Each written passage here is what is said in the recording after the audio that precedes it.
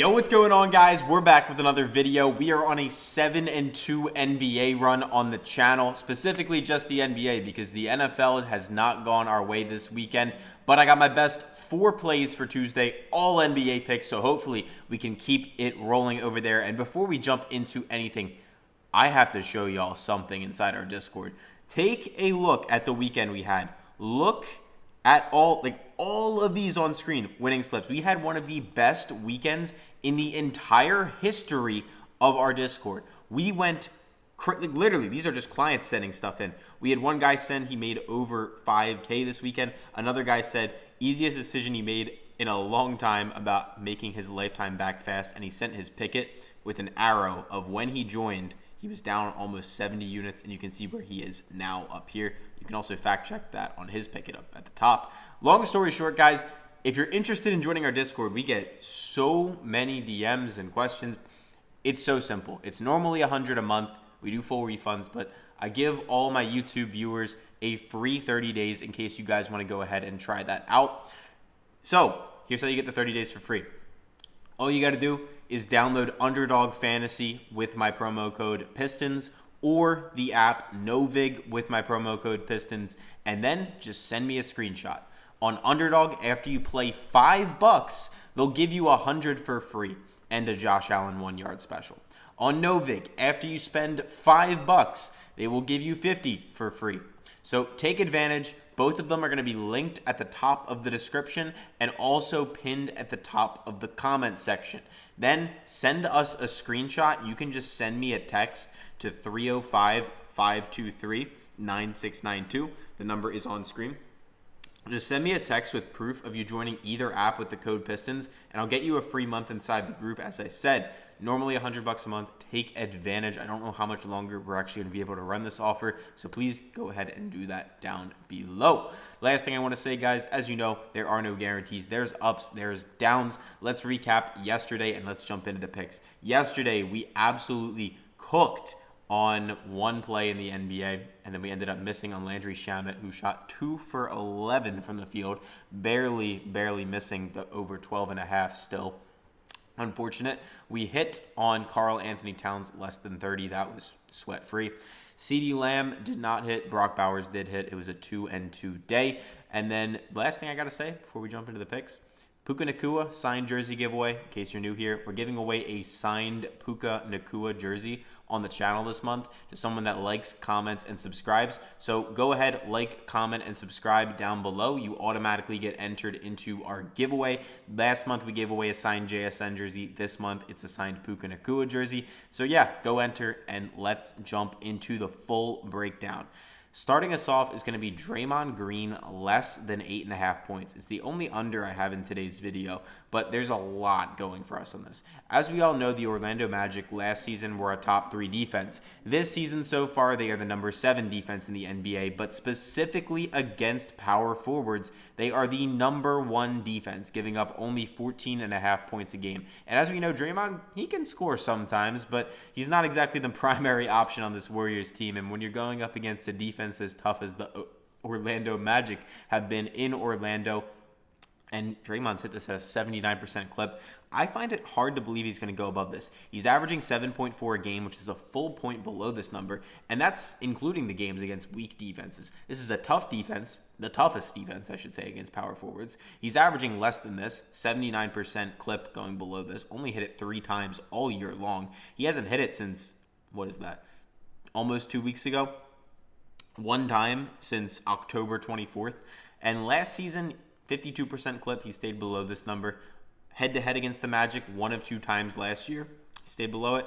And then 12 of his last 20 for a 60% clip, 9 of his last 10 for a 90% clip. Other apps all in agreement favoring this one down, as you can see. And then on the season, he's averaging 28 minutes a game, shooting 37% from the field. Last season, he averaged 29 minutes a game, shooting 42% from the field. So his shooting splits are a little bit down this year. He's shooting a little bit worse. You can see, take a look at these last 2 games he's coming off. He had 13 attempts, shot 23% from the field, 25%, 10%, 25%. So look how cold Draymond Green is. Over his last 4 games combined, he has hit 8 shots, and he's taken, what is that, 30-ish 39 shots. He's 8 for 39 over the last 4 games. Do you really think they're going to keep letting him shoot, especially yes, he's going to get some shots, of course, but against the toughest defense in the NBA against power forwards, and he's averaging 7.6. I find it hard to believe he's going to go above 8.5 in this one, especially with how cold he is. So that's my first play of the day. For my second play of the day, we're going to take Isaiah Collier for more than 8.5 rebounds and assists. And you guys have to take this one on Underdog Fantasy because they are giving you guys some awesome value. Now, look, yes, the Lakers are the number 1 defense against rebounding, middle of the pack against assists. But as we take a look right here, we can see Isaiah Collier on the season so far in 5 total games. He has hit this 4 straight times. Last season, he hit this at a 65% clip over a 71 game sample size. I don't know if I can talk today, but let me scroll down to show you what I found the most interesting about this play. Number 1, he's averaging 26 minutes a game, and he's hit it in 4 straight, as I told you. Last season, he averaged, guess what? 26 minutes a game.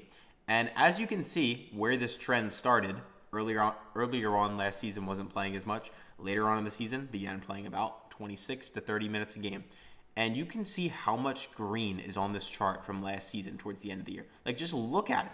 He would go for 10 games and then miss it once. He would go for another few games and then miss it. So he was hitting this at nearly like an 80% clip for the second half of last season. And now you're telling me coming into a new game in a new year where he's hit it 4 straight times, he's playing 26 minutes a game, coming off a 36-minute game. I find it hard to believe this 8.5 number is going to still be on the board tomorrow. We can also see other apps favoring it up. I like Collier more than 8.5 rebounds plus assists. For pick number 3, we are going to stay in the Lakers versus the Jazz game, and I do have a bonus pick, so make sure to stick around for that. And we're going to take LeBron for more than 21.5 points plus assists.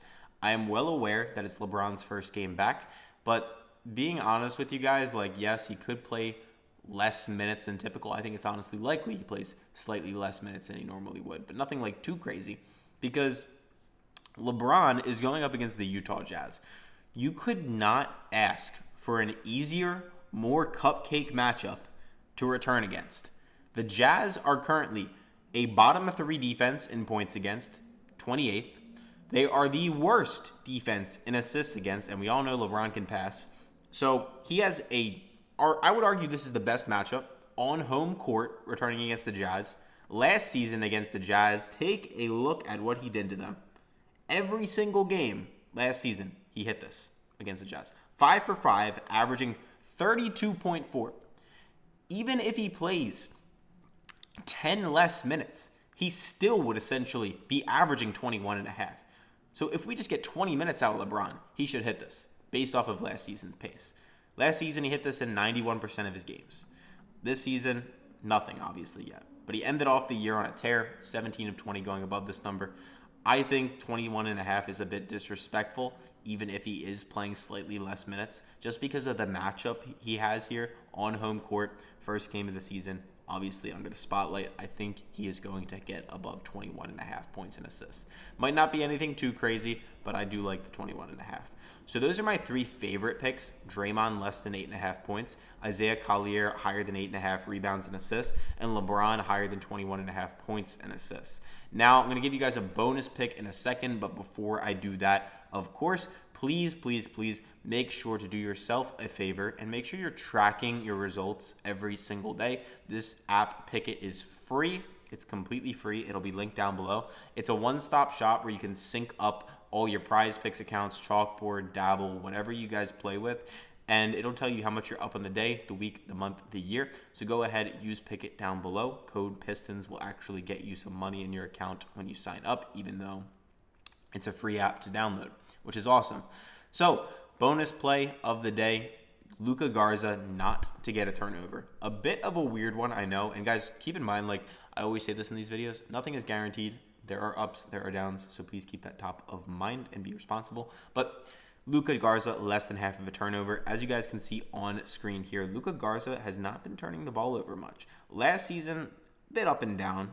74% clip, stayed below this number. This season, 69% clip. But recently, as you can see, and I believe that is 9 of his last 10 games, he has not had a turnover. And most importantly, he's playing more minutes this year, and he's been put into a slightly bigger role, and he's playing pretty well. I know the Celtics are discussing trading for a center and things of that nature, but Garza's played well. I think he's going to continue to not turn the ball over and fit well into his role in this team. And we can see head-to-head last year against the Nets twice. He did have a turnover once, didn't have a turnover the other time, obviously with the Timberwolves in those games. But I like him not to turn the ball over. He's playing great right now. I don't think he's going to turn it over. So that is my final play of the day. Luka Garza not to get a turnover. If you guys have any questions, make sure to leave them down below in the comment section. Make sure to tail me on Underdog as usual. They will give you a Josh Allen half a yard special when you go ahead and do that. And I'll catch you guys all for Wednesday NBA.